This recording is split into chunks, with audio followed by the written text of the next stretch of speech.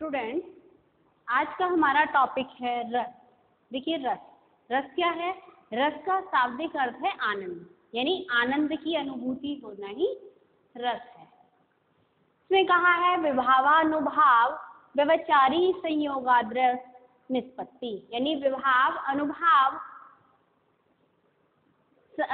व्यवचारी और संचारी भाव के संयोग से ही रस की निष्पत्ति होती है। देखिए रस को समझने के लिए सबसे पहले हमें भाव को समझना होगा।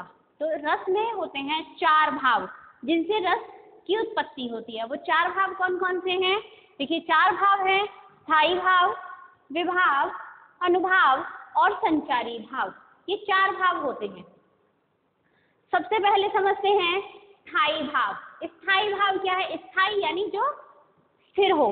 ठीक, तो यहाँ पे कहा है जो भाव हमारे हृदय में बीज रूप में छिपे होते हैं, साहित्य के आस्वादन से ये भाव जागृत हो जाते हैं या जागृत अवस्था में आ जाते हैं, अर्थात किसी व्यक्ति, स्थान या समय को देखकर प्रकट हो जाते हैं, वे स्थायी भाव कहलाते हैं। देखिए यानी जो स्थायी भाव होते हैं वो जन्मजात होते हैं, जन्म से ही मनुष्य के मन में विद्यमान होते हैं यानी सुप्तावस्था में होते हैं। लेकिन अगर वो किसी ऐसे व्यक्ति, स्थान या समय को देखते हैं और अगर वो भाव जागृत हो जाएं तो उन्हें हम स्थायी भाव कहते हैं। जो भाव हमारे मन में जागृत होते हैं, जो भाव हमारे मन में आते हैं किसी व्यक्ति को देखकर, स्थान को देखकर, किसी घटना को देखकर, जो भाव हमारे मन में आते हैं उन्हें ही हम स्थायी भाव कहते हैं। शॉर्ट में कह सकते हैं कि यह भाव हमारे मन में स्थायी रूप से विद्यमान रहते हैं, ठीक है, और जागृत हो जाते हैं किसी घटना, किसी व्यक्ति, किसी स्थान को देखकर। कौन कौन से होते हैं स्थायी भाव? तो सबसे पहले स्थायी भाव होते हैं जिसमें रस होते हैं। रस होते हैं 9, वैसे तो मुख्य रूप से 9 रस बताए गए हैं, लेकिन उसके बाद 2 रस और जुड़ गए हैं, वात्सल्य रस और भक्ति रस। तो ये रस कौन कौन से हैं? श्रृंगार रस, करुण रस, वीर रस, विवश रस, शांत रस, हास्य रस, रौद्र रस, भयानक रस, अद्भुत रस, वात्सल्य रस और भक्ति रस। देखिए ये जो इधर लिखे गए हैं ये स्थायी भाव है, यानी जहां पर श्रृंगार रस होगा, या ये कह सकते हैं कि जहां पर मन में रति, स्थायी भाव, रति यानी प्रेम, ये रति स्थायी भाव जागृत होगा, वहां पर श्रृंगार रस होगा। जहां शोक स्थायी भाव जागृत होगा किसी ऐसी घटना को देखकर, वहां पर करुण रस होगा। जिसमें उत्साह स्थायी भाव जागृत होगा किसी ऐसी घटना से, किसी व्यक्ति से, जहां उत्साह स्थायी भाव जागृत होगा वहां पर होगा वीर रस। ऐसे ही घृणा, जिसको हम जुगुप्सा भी कह देते हैं, जहां पर घृणा जैसा भाव हमारे मन में आए, स्थायी भाव आए, वहां विभत्स रस होता है। और जहां पर निर्वेद, वैराग्य होगा वहां पर शांत रस होता है। जहां पर हास यानी हमारे मन में हंसी का भाव उत्पन्न हो वहां होता है हास्य रस। और जहां क्रोध, किसी घटना से, किसी बात से, किसी व्यक्ति को देखकर अगर हमारे मन में क्रोध नामक स्थायी भाव, क्रोध स्थायी भाव जागृत होता है तो वहां पर होगा रौद्र रस। और भय अगर स्थायी भाव जागृत होता है तो भयानक रस। विस्मय, आश्चर्य जागृत होता है, उत्पन्न होता है तो अद्भुत रस। और अगर वत्सल, मन में बाल रति यानी किसी बालक के प्रति वात्सल्य उत्पन्न होता है, वत्सल उत्पन्न होता है तो वहां होगा वात्सल्य रस। वैसे ही यदि ईष्ट के प्रति, प्रभु के प्रति हमारे मन में रति या प्रेम, ईष्ट विषयक रति जो होती है वो होती है, वहां होता है भक्ति रस। ये हो गया आपका स्थायी भाव, यानी वे भाव जो हमारे मन में स्थायी रूप से विद्यमान होते हैं उन्हें हम स्थायी भाव कहते हैं, और ये होते हैं 11। अब आ जाते हैं विभाव। देखिए विभाव क्या है? जिस व्यक्ति, वस्तु अथवा स्थान एवं समय को देखकर स्थायी भाव जागृत या उद्दीप्त हो जाते हैं, विभाव कहलाते हैं। इसके 2 भेद हैं, यानी जिस भी व्यक्ति को देखकर, वस्तु को देखकर, स्थान को देखकर हमारे मन में जो भाव जागृत होते हैं, उन वस्तुओं को, उन व्यक्तियों को जो है विभाव कहते हैं, ठीक है। ये होते हैं 2 प्रकार के, मुख्य रूप से 2 प्रकार के होते हैं, आलंबन विभाव और उद्दीपन विभाव। एक इसका एक भेद आश्रय भी माना जाता है, लेकिन हम इसको इसमें ही समझा देते हैं। देखिए आलंबन विभाव क्या है।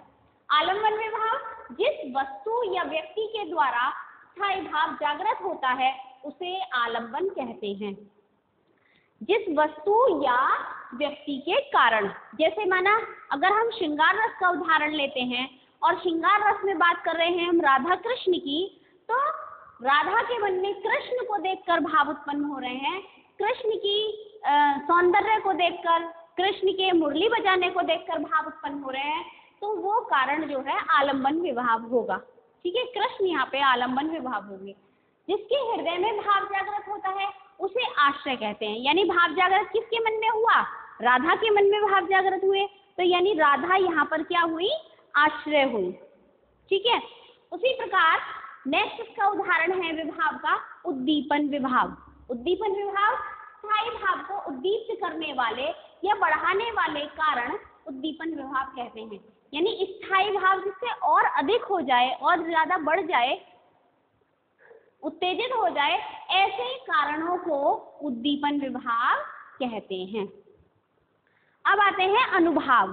देखिए अनुभाव क्या है, जिस व्यक्ति में स्थायी भाव जागृत हुए हैं उसके मन के भावों को प्रकट करने वाली शारीरिक व मानसिक चेष्टाएं अनुभाव हैं।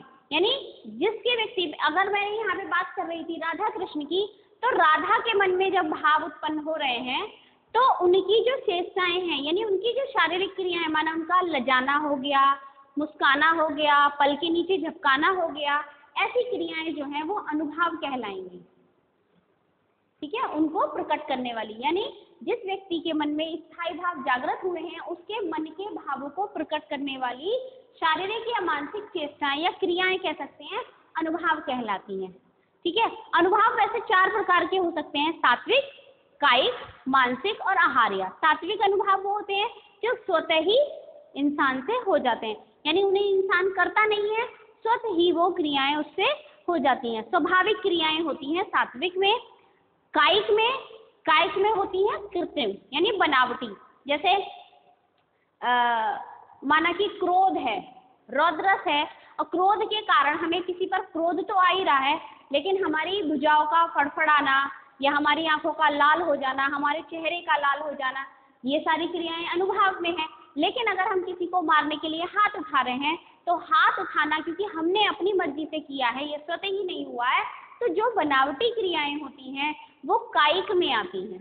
ठीक है, वैसे ही होता है नेक्स्ट मानसिक।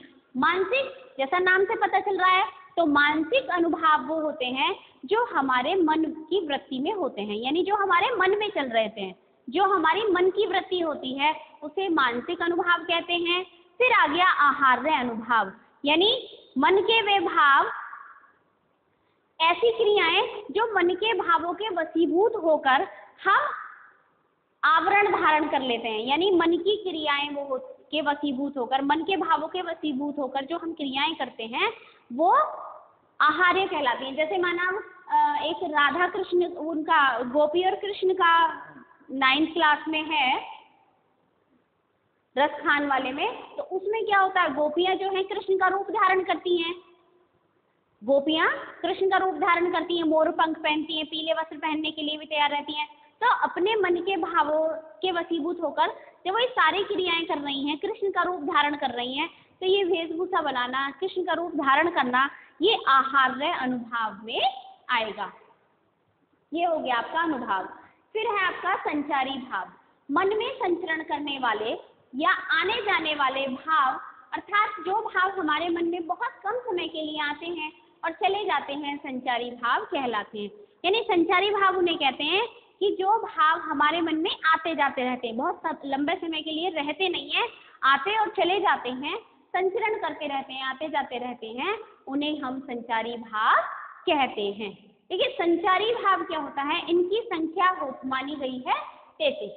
जो संचारी भाव होते हैं इनकी संख्या 33 मानी गई, क्योंकि ये क्या है, एक समय में एक से अधिक भाव भी हमारे मन में आ सकते हैं, कई सारे भाव एक साथ आकर चले जाते हैं। जैसे हो गया निर्वेद, आवेद, दैन्य, श्रम, मद, जड़ता, विषाद, व्याधि, आलस्य, अमर्ष, हर्ष, गर्व, निद्रा, आलस्य, स्वप्न, विबोध, उन्माद, अपसार, अपस्मार स्मृति, उग्रता, मोह, शंका, चिंता, ग्लानि, असूया, धृति, मति, चापल्य, लज्जा, औत्सुक्य, त्रास, वितर्क, मरण, अभिहत्ता। तो ये होते हैं हमारे 33 संचारी भाव। ये आपको समझ में आ गया होगा कि जो रस की निष्पत्ति होती है वो विभाव, स्थायी भाव, विभाव, अनुभाव और संचारी भाव के संयोग से ही होती है। रस का अर्थ होता है आनंद लेना, आनंद, और 4 भावों के मिलने से, स्थायी भाव, विभाव, अनुभाव और संचारी भावों के मिलने से ही रस की निष्पत्ति होती है, रस बनता है। ठीक है, लेकिन ये सब भाव कब आते हैं? जब हम कोई ऐसी घटना, कोई ऐसा व्यक्ति देखते हैं जिससे हमारे मन में जागृत हो जाते हैं, तो उन्हें हम स्थायी भाव कहते हैं। जो भाव हमारे मन में जागृत होते हैं उन्हें हम स्थायी भाव कहते हैं। विभाव किसे कहते हैं?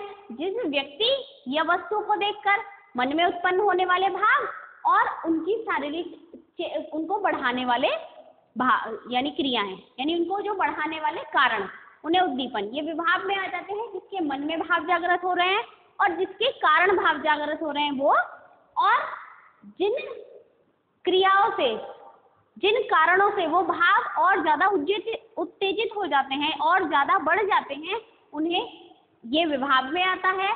अनुभाव में व्यक्ति की अपनी चेष्टाएं, अपनी क्रियाएं, यानी जिसके मन में भाव जागृत हो रहे हैं उसकी क्रियाएं या चेष्टाएं अनुभाव कहलाती हैं। और संचारी भाव ऐसे होते हैं जो हमारे मन में कुछ समय के लिए आते हैं और चले जाते हैं, यानी ऐसे भाव जो हमारे मन में संचरण करते रहते हैं, आते जाते रहते हैं, संचारी भाव कहते हैं। संचारी भाव होते हैं 33।